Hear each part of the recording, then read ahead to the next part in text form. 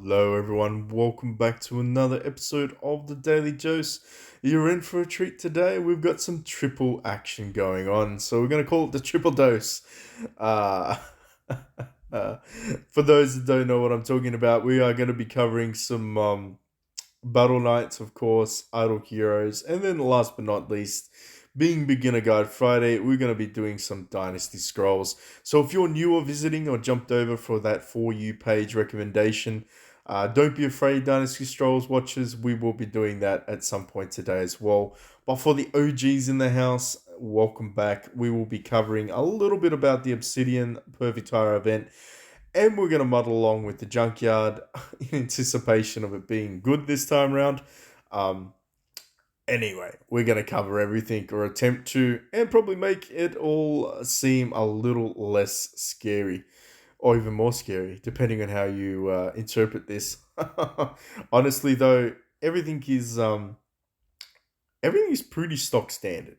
There's nothing that's exciting that's appeared just yet. Kind of just muddling along. Perfect Tire event, of course, that we started out is exactly the same as every other Perfect Tire event.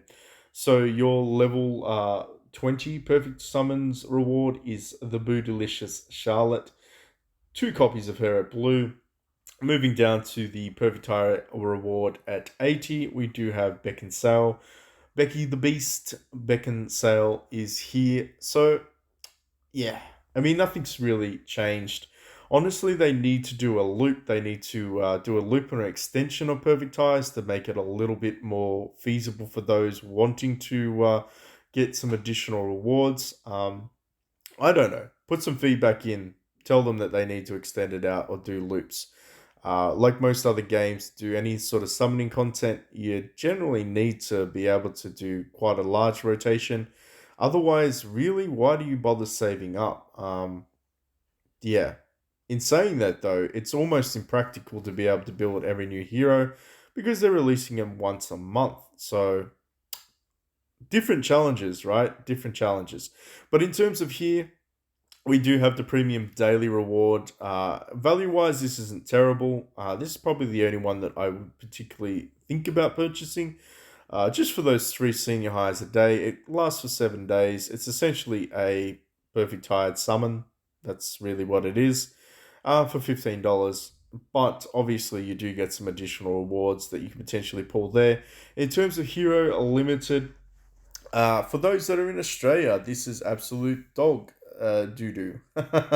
I would not recommend purchasing this at all. If I break it down for you, essentially, the 5,000 gems is going to get you an additional 20 senior hire summons. The senior hires are going to equate into about 3 to 4 perfect hires, depending on where you're at. So, in all honesty, you're getting what, 11 ish? Let's call it 11 perfect summons. 460 Australian dollars, absolutely zero value right there. Just so you know, the exchange rate at the moment for $1 to Australian is 73 cents. So I don't know how they figured out their math of $169 based on exchange. Should be around 130 if all things are, valued out equally. So we're getting ripped off. Basically, that's where I'd like to point that out. But in terms of here, if we're thinking of it in a fun way, I like this. I like this more than anything else. I'm one short. Bugger. I need to go build myself another one. I need to build myself some here, or if I can't, then that's just going to be awkward. Do I have anything? I probably don't even have any of these lying around. I think I've already done this in anticipation.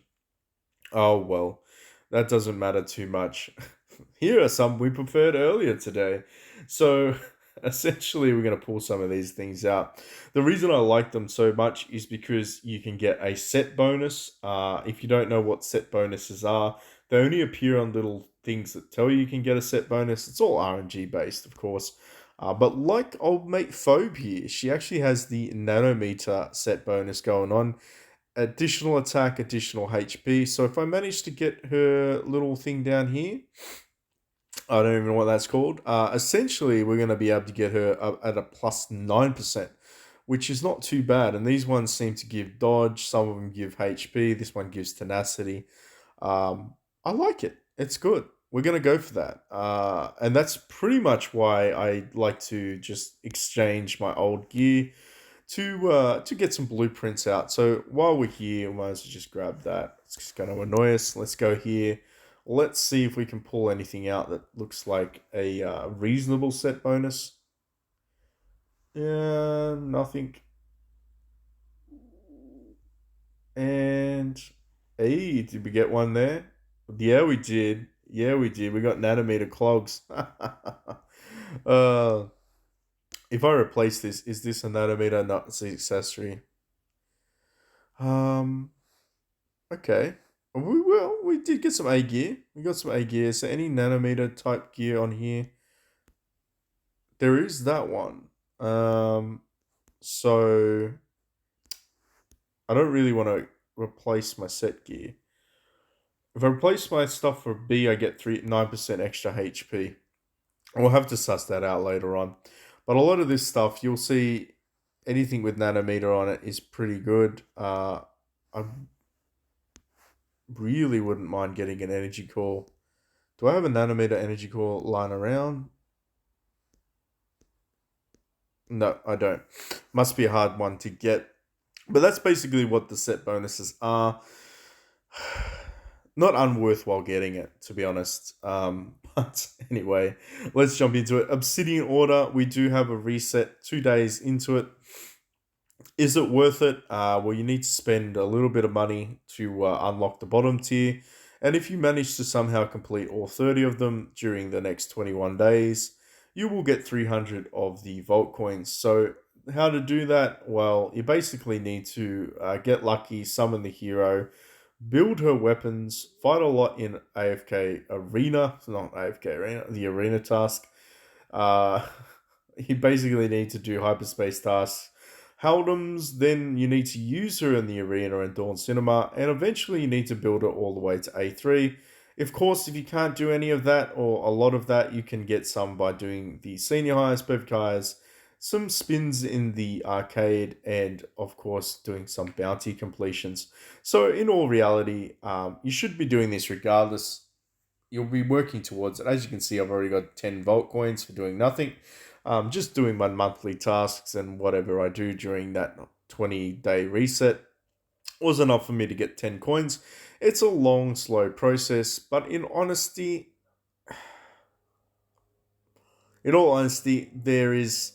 it's not terrible because it's essentially a guaranteed hero and you can save the vault coins up regardless. So when you do decide to do your big pull, when you've got your 80 or 100 perfect tires ready, and you miss out or you're like, damn, I just got enough to get her to legendary. Well, this is your A1 essentially there if you save them up or potentially A2, depending on where you're at. But yeah, it's a pity system.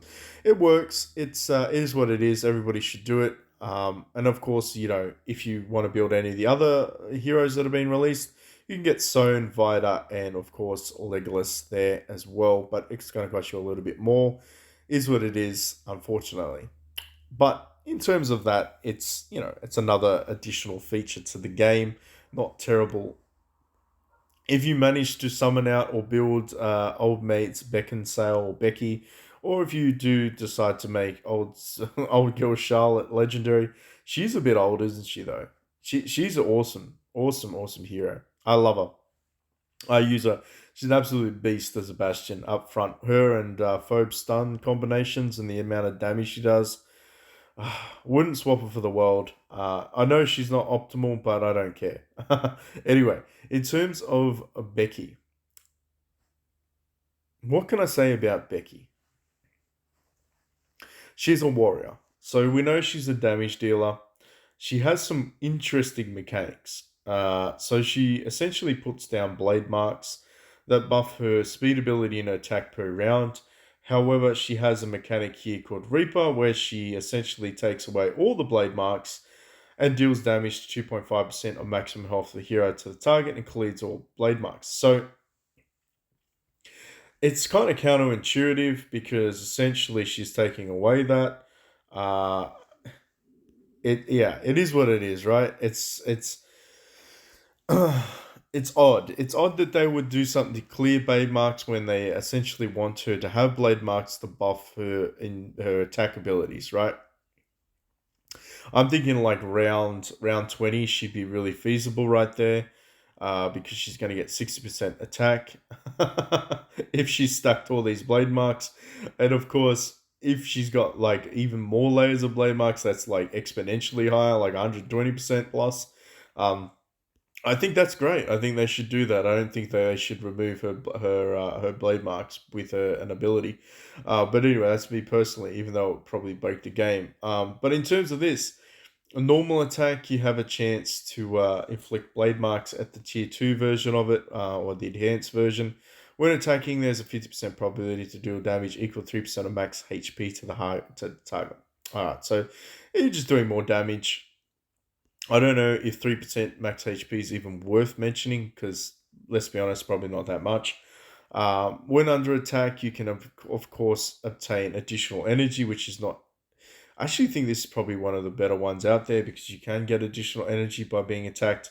Um, what does it do overall? At the start, you lose 10% max HP. You still live, so you're a zombie, and then there will be a 50% probability to add one layer of blade marks. So this is kind of like her passive ability. Yeah, not a terrible advanced route. I'd say a lot of people are going to do this one though. Death Wheel, essentially, your normal attack deals damage to two targets with the lowest HP. Kind of typical. It has a probability to add a blade mark, but the max tier version of it is you consume three energy. You damage, essentially three targets, same thing with the lowest HP. You have a 100% probability to add that blade mark, and then there'll also be a 50% probability to add an additional one, which is fine. If the layers of blade mark on the target have exceeded 2, then there will be a 50% probability to add damage immunity prohibition. So essentially, it mitigates them, disables them from damage immunity for 2 rounds. So I know AGL has a technique that allows her to have damage immunity. I'm not entirely sure what other heroes out there do have that. Let me know in the comment section below who else has damage immunity, because this probably would be a way to mitigate that. Uh, I don't know if even bosses have damage immunity. I'm a noob. Let me know. But that's interesting that she would have a passive, or a third tier, sorry, enhanced ability to remove damage immunity. Maybe that's something that's coming in the future. Ooh. Interesting. All in all, I think she's probably a skippable hero. For those that build her, let me know how good she is. If she's OP, fantastic, that's great. I feel like a lot of people blew their load on Legolas, however, being she's a bit of a beast when it comes to boss fights. Yeah, bit of a beast. But in terms of moving on, how many senior highs do we have? We've got 68. We might as well do the freebie. Be rude not to, right? Oh, damn. Does the freebie get a Samuel copy? What are the chances of that? Love that. Love that. You know what? That's probably the copy I need to evolve you, isn't it? Is it? Is it? It is the copy that I need to get you up there. Well, you know what? Let's not delay. Let's do this. Oh, that's so cool. That is so cool. Does that mean that can I upgrade you or not? Probably can't upgrade you. Can I upgrade you? Interesting. Well, we all know your food, and we know your food. Do we awaken you? Where's my chart when I need it? Where's me chart when I need it, lads? When attacking, reduce target's tenacity by 50% for 3 rounds.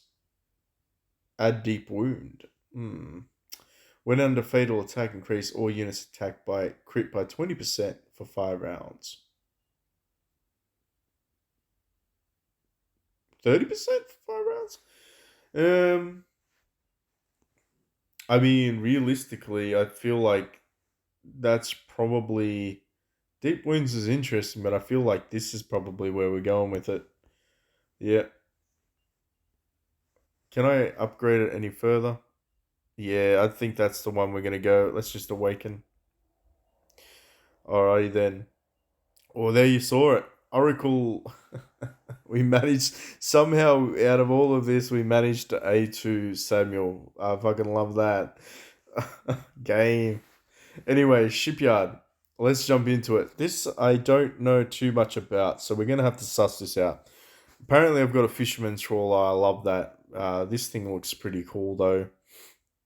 This looks like the warship sort of thing. It's all locked. I assume that it will remain locked for a little while. But in terms of this, I figure why was there no back button there? That's a bit sus. Fisherman's trawler. We can upgrade the hull, the bridge, the bow, and the spear and damage immunity. Okay. So this is kind of where we needed to save up some of the currency that we've been accumulating from the event, from the clash. So let's have a look at the play information. So only the guild dudes can consume currency to build each part of the warship.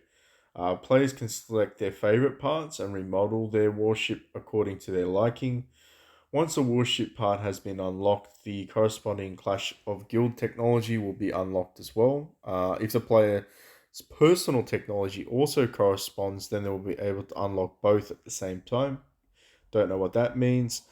Before entering the Clash of Guilds, the guild chairman can select the most preferred parts to battle with. Alright, so it's a little bit of responsibility for the guild leaders. All members of the guild will get bonuses for these battle parts during the whole battle.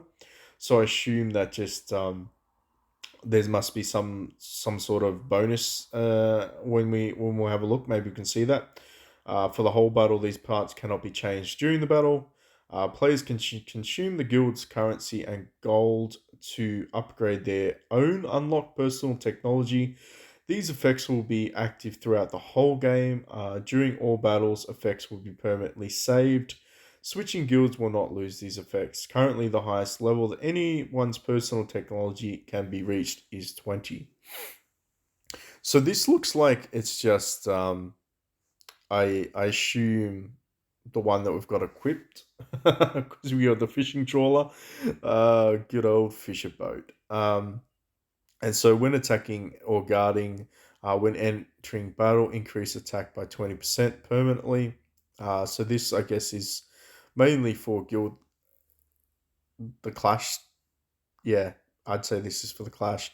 This can be upgraded on the personal technology interface. Okay, so these are basically the ones that we essentially are going into the fight with. Favorite materials. Okay, so these are the materials that we've accumulated, or I've accumulated, I should say. So the personal official trawler. So this is, I guess, something that we can upgrade for myself. So increase health by 3% for all our units. Increase health by 3.2%. So increased health. Is that units in the back row? This is overall, and this is specific back row units. Front row units, increased recovery efficiency for all the units, increased damage immunity by 5% for all our units. Okay, so honestly though, like damage immunity is probably where the investment strategy is at. So let's see how far we can actually get this. Um, so it hasn't gone up too much in terms of increasing like the required amount of gold or currency. So I think we could probably. I mean, this could be a new mistake, but let's see if we can get this all the way up to level 20. As you can see, we aren't really chewing through too much of the guild currency or the gold at that matter. For that matter, I mean, this would probably be a little bit different depending on the age of your account.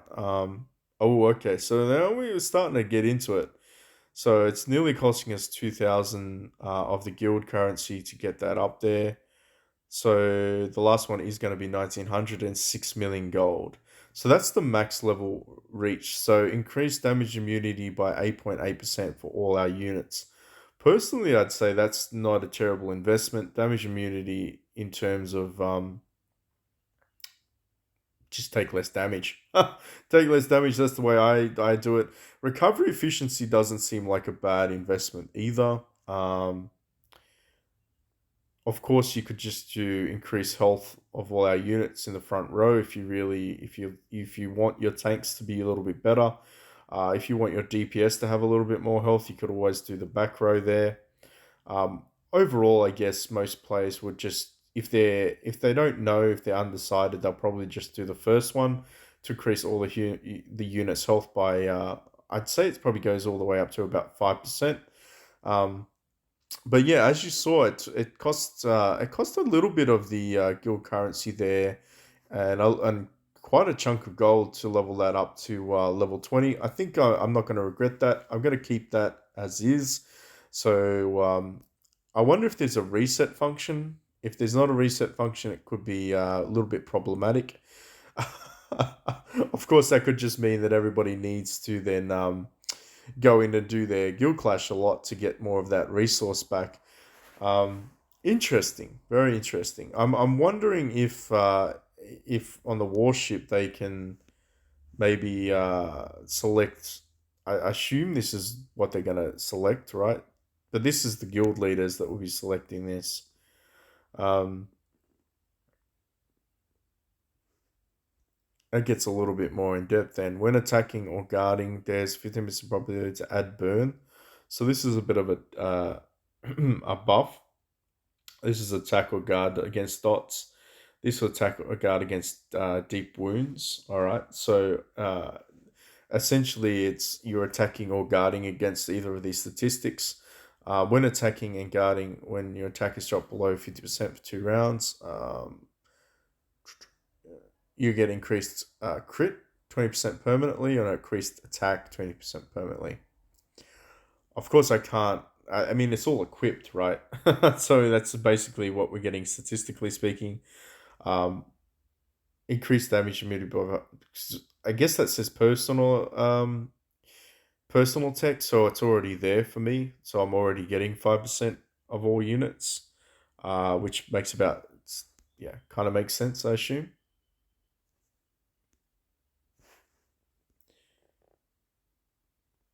Interesting.